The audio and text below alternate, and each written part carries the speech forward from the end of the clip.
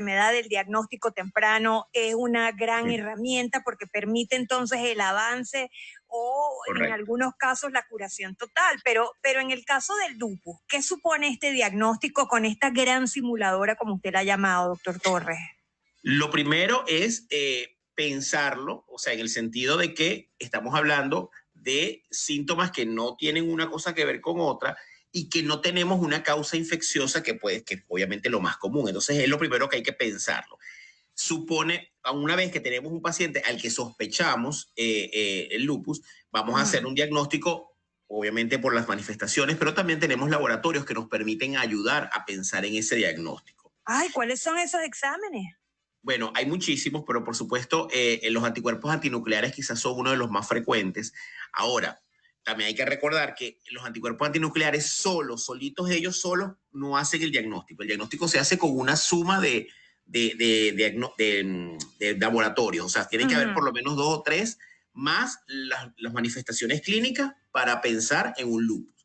Los anticuerpos antinucleares, los anticuerpos anti-DNA, los anticuerpos anticardiolipina, los anticuerpos anti-RNP. Son exámenes inmunológicos, pero también hay otras cosas. Por ejemplo, la hematología nos puede, digamos que ayudar en el sentido de que vamos a ver un paciente que tiene síntomas de enfermedad, de infección, pero cuando vemos el examen está o normal o más bien está bajo. Vemos un paciente que tiene una anemia importante, pero el paciente no tiene manifestaciones de infección. Vemos un paciente que puede tener las plaquetas bajas, ¿okay? Pero que no tiene fiebre o que no tiene síntomas como para pensar en un dengue, una cosa de esta, un cuadro viral.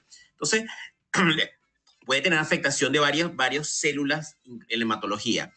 Hay un examen muy sencillo que se hace en todos los laboratorios, que es la velocidad de sedimentación o eritrosedimentación, que es un examen súper sencillo y súper económico, que los pacientes con lupus nos ayuda a pensarlo porque está elevado.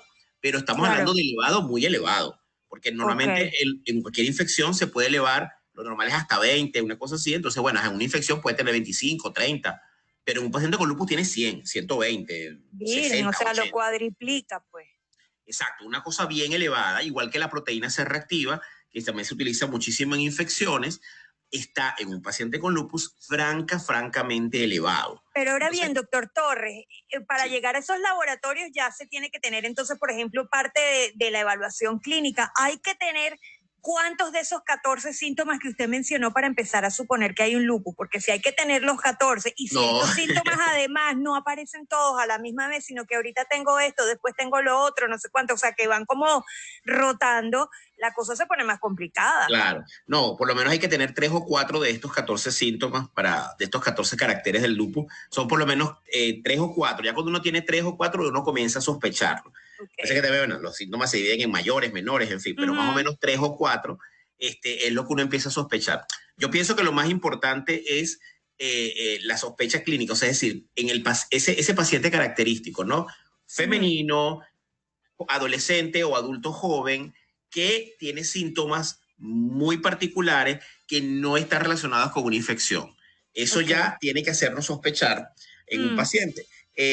Afortunadamente hoy en día tenemos diagnósticos mucho más certeros, mucho más apropiados. Es una enfermedad que ya no es tan desconocida como era hace unos años. Antes era un tabú. Nombrar lupus era una cosa como que Dios, nos vamos a morir mañana. Hoy en día no es así.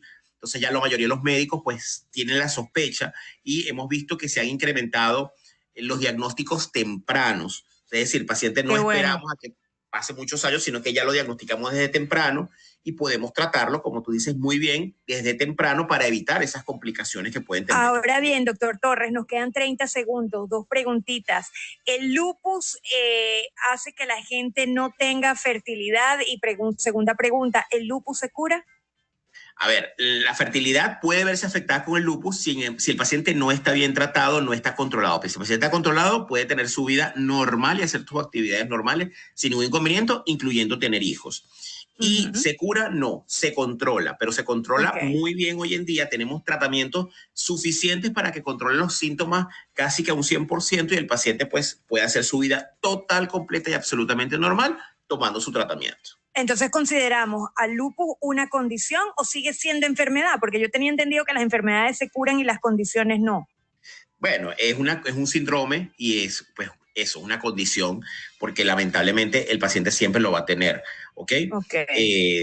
podemos hablar, debatir un poco al respecto, pero lo importante es que el paciente tiene tratamiento, estamos en pleno siglo XXI, tratamientos que están disponibles en nuestro país y que perfectamente pueden hacer que un paciente con lupus tenga una vida total, completa y absolutamente normal.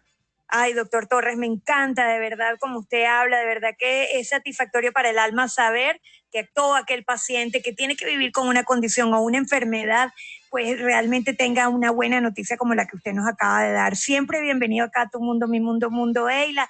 Nos vamos rapidito para el corte de la estación despidiéndonos de todo el litoral mirandino que nos acompaña por la 97.1, la FM de Barlovento, y al regreso la respuesta de la trivia y la segunda hora de Tu Mundo, Mi Mundo.